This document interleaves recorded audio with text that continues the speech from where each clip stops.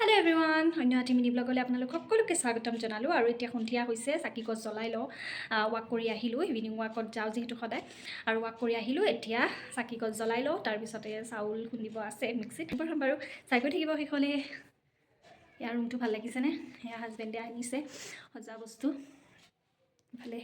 colour কৰিছে সেই আৰু অলপ চলপ ফটো চটো দি আছোঁ আৰু টাৱেল হে আহিছে চাউল তিয়াই থৈ দিছিলোঁ মই আৰু এইফালে ইয়া মিক্সিত দিম গুড়া খুন্দিম এইফালে ৰেডি কৰি লৈছোঁ আৰু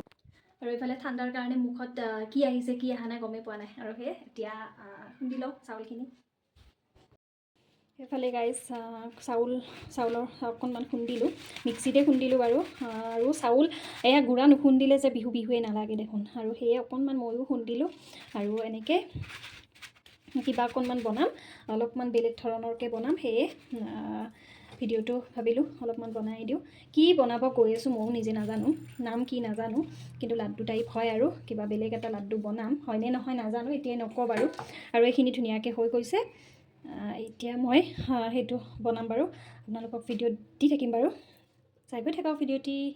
এইফালে গাইজ এইটো নাৰিকল দেখিছেনে শ্বপিং মলত এনেকৈ কিনিব পায় আৰু ইয়াৰ পেকেটিং ছিষ্টেম আছে 128 গ্ৰাম ইয়াৰ এটা নাৰিকল এনেকৈ ইয়াৰ পেকেটিং ছিষ্টেম কিমান লৈছিল বা গম নাপাওঁ আৰু এনেকৈ ইয়াতে কিনিবলৈ পায় আৰু এইটো মই এতিয়া অলপ ৰুকি ল'ম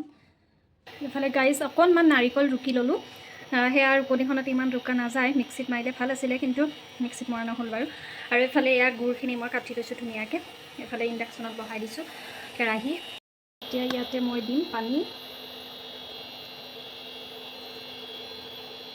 অকণমান পানী দি লৈছোঁ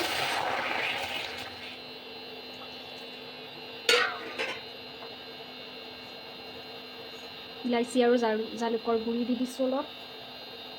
সোৱাদৰ কাৰণে দিছোঁ দেই নাজানো আৰু কি হয় আৰু ভগৱানে জানে আৰু কি বনাব গৈ আছোঁ পানীখিনি উতলিলে মই এইখিনি দি দিওঁ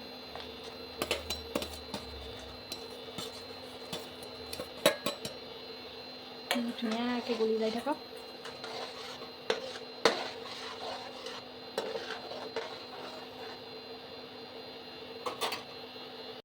প্ৰথমতে মই দিছোঁ ইলাইচি আৰু জালুকৰ গুড়ি অকণমান দিছোঁ সোৱাদৰ কাৰণে আৰু তাৰপিছতে এয়া পানীখিনিতে মই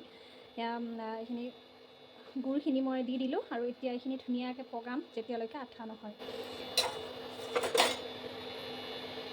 এইফালে গাইজ মিঠাইখিনি হ'বহে আৰু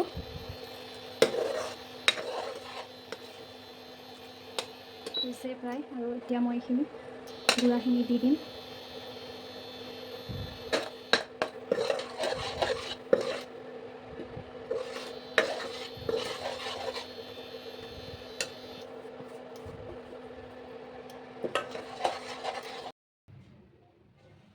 এয়া গাইজ হৈছে আৰু এতিয়া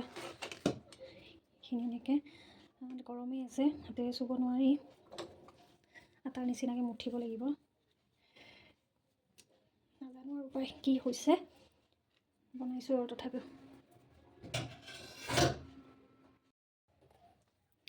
সেইফালে হৈছে আৰু কিন্তু চাউলৰ গুড়িটো ইমান মিহি হৈ যোৱা নাই অকণমান মিহি হ'লে ঠিকে থাকিলে হয় হেল্ল' গাইজ এইফালে মই বনাব গৈছিলোঁ কিবা আৰু হ'ল কিবা এয়া যিহেতু ঘিলা পিঠাৰ